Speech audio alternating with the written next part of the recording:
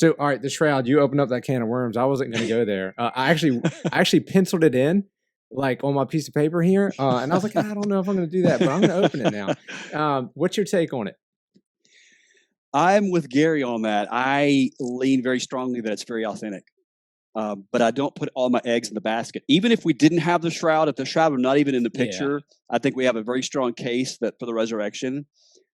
But I think it's legit, and I think it's because of what Gary. Because a lot of what I learned about from Gary on this, because what they do, he explained it to me this way: what they do, the scientists have done that are really setting this in a very critical, academic, scientific manner, is they eliminate what it's not. It's not a painting. It's not this. It's not that.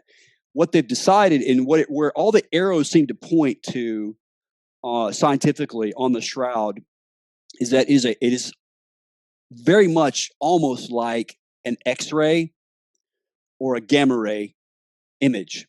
There are two types of radiation that could cause that kind of image: X-ray and gamma radiation.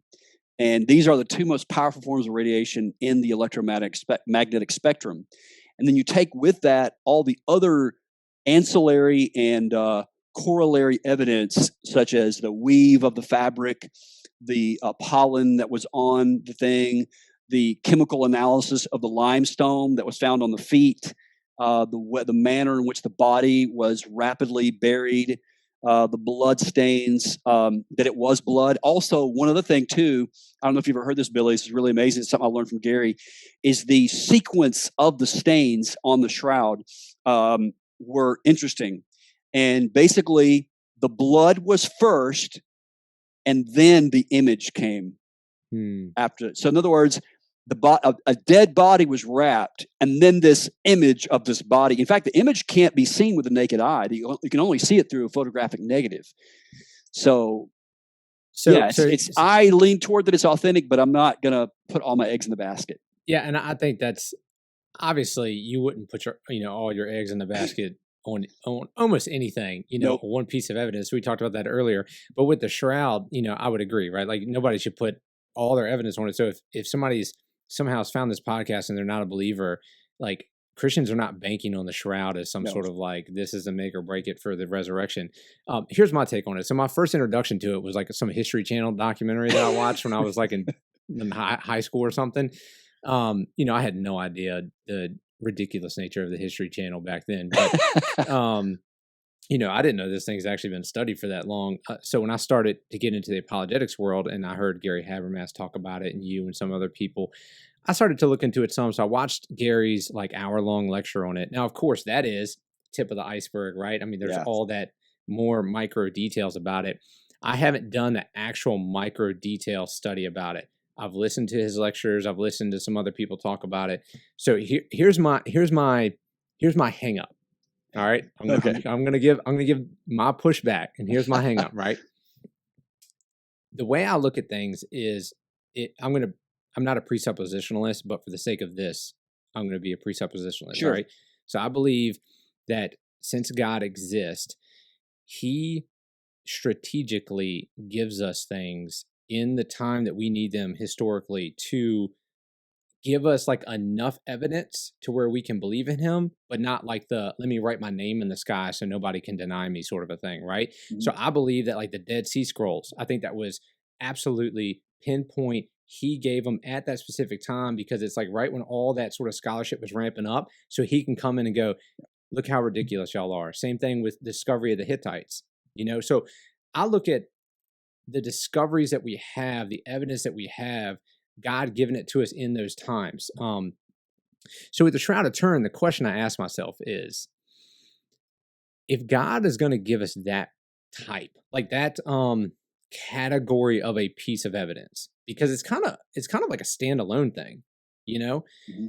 Why would he give it to us in such a not controversial, but like such a unsure manner? Like give it to us to where it's like, man, this is pretty legit. I can't believe that this is actually there. But then the second question I have is, why would he even do it when we have this mountain of other evidence that supports, the Bible, Christianity, Jesus, all that sort of stuff? Like, why give us this thing that seems so mystical, like kind of like one of those things you read about in a Lord of the Rings. Like when I read about the resurrection of Jesus, right? Now, okay, well, we got inscriptions on ossuaries that talk about Jesus, and we have, people being crucified in the first century, so we know crucifixion happened. I see that sort of stuff, the pottery and the pottery evidence that you talk about on some of your videos, and how it confirms to us, things that happen in the Old Testament when they happen. That to me is like, that's the evidence that makes sense. It's not all like fanciful and weird. But the Shroud of Turin to me is like, why would God give us a piece of evidence that some sort of like gamma radiation to prove that Jesus rose from the dead? So to me, that's my hang up. Tell me why I'm wrong. Help me. Well, that's all anecdotal. I mean, God can do whatever he wants, however he wants it. And it's not always what we think. It's, but the fact of the matter is, though, Billy, there are people who don't believe it. In fact, most people don't believe it. So even if you could show beyond a shadow of a doubt that it was legitimate, there will still be people who won't believe it. So I'm open to it. I don't know of any major apologist who uses that as their major argument, but I will say, here's how I put it in the category of evidence. It's one of those things that's really hard to explain from a purely naturalistic standpoint. And it's more of like a pebble in the shoe kind of thing, to use a Greg Kokel term. It's like what do you do with the Shroud of Turin? I mean, I don't put all of my eggs in the basket, but it cannot be explained naturalistically. It's not a painting. It's not. It can only be.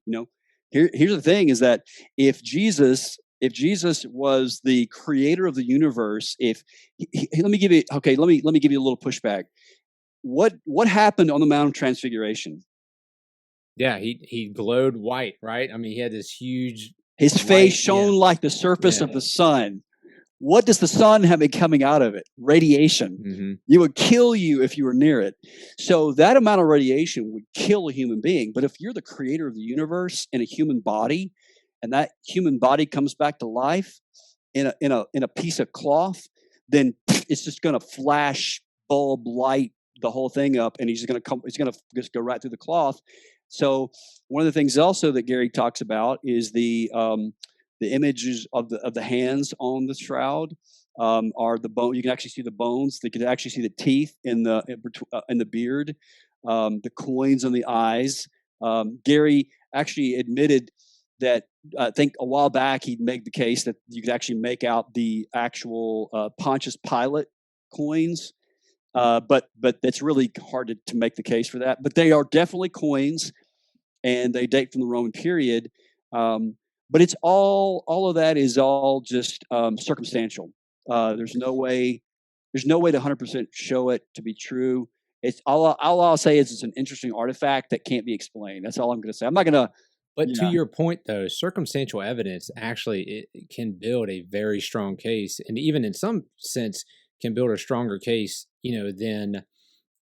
I'm not saying eyewitness because of the Gospels, but I'm just thinking about out on the street today. If you talk to 10 people who saw something, their eyewitness testimony maybe versus like a load of circumstantial evidence. Like, it's not that the eyewitness is way over the circumstantial evidence, because we don't know if we can trust them. They could be liars. They could be making it up. They could have bad memories. They could have thought they saw something when they really didn't see something. But all the circumstantial evidence is, it's unbunbiased. It just is, right? Let me recommend. Can I recommend a book to you on this? Absolutely. This is something that Gary recommended me several years ago. I think it was after he came to my house. I initially got this crazy thing, got to be on the History Channel, and then CNN contacted me and wanted me to come on one of their shows where they're going to talk about the Shroud of Turin. So I actually emailed Gary, and I was like, "Hey, Gary, I got contacted by CNN, and they're doing this documentary called Jesus, Faith, Fact, Forgery. They're going to talk about the Shroud of Turin and some relics and artifacts of Christianity." I said, "You need to be on this. I'm not qualified. I'm not. This is not my thing. This is your thing." He insisted that I should do it. He said, "No, Ted, you do it. You do it. Let me recommend a book to you." So he sent me an article by Jerry Bergeron, and then he told me to get the book. And here's the book I want to recommend to you, Billy, and also to people listening to this. If they want to explore this further, this will blow your mind. This book is just amazing. Regardless of whether or not you believe in the Shroud or not, it's an amazing book. It's called The Crucifixion of Jesus by Frederick Zugby. Zugby. BIE, I think it is. You can get it on Amazon. And it is a forensic analysis of the crucifixion by a forensic pathologist. And he's got some things in there on Shroud. And this book will blow your mind. It gets into the detail, the physiological detail of Roman crucifixion. And he actually he did some work with cadavers and on crosses, and how the nails would hang in your hand, and the pain, that what you would actually feel, how many nerve endings are on your forehead, the cat o' nine tails, and then describes the image on the shroud. I mean, you just have to read this book. This is the one that Gary told me to read before I went on the CNN documentary, and it's called The Crucifixion of Jesus by Frederick Zugby. Yeah, no, I'll definitely check that out. I mean, like I said, look, I gave my initial baloney meters going off sort of a thing. Yeah. I have not done the research on it, so I'm open to the fact that it could be very convincing. It just seems weird to me, this sort of piece of evidence it is, but again, this is where I think as a honest person and as somebody, this is how everybody should function, is like, okay, this is my feeling. Now let me look at the facts. Right? Let me look at the facts and see. And like you said, look, it's not something you put all your eggs in one basket. It's also something that, I may study the evidence and go, yeah, I don't know, I'm still not convinced. But that doesn't mean that I think somebody else is dumb for thinking that it is. Or even like it's, this is one of those pieces of evidence that you could say, I'm not sold that it absolutely is, but maybe I'm like 70% that it most likely is. Yeah. I think that's okay. So, Billy, what are you going to do? Billy, what are you going to do when you get to heaven and God says, "I sent you the shroud and you didn't believe"? I say, listen, I believed in you for the other stuff. I didn't need it. I didn't need everything else. I'm just pulling your leg, man. Yeah, I didn't need all that other evidence. I just had blind faith. I gave you the burial cloth of my son and you didn't believe.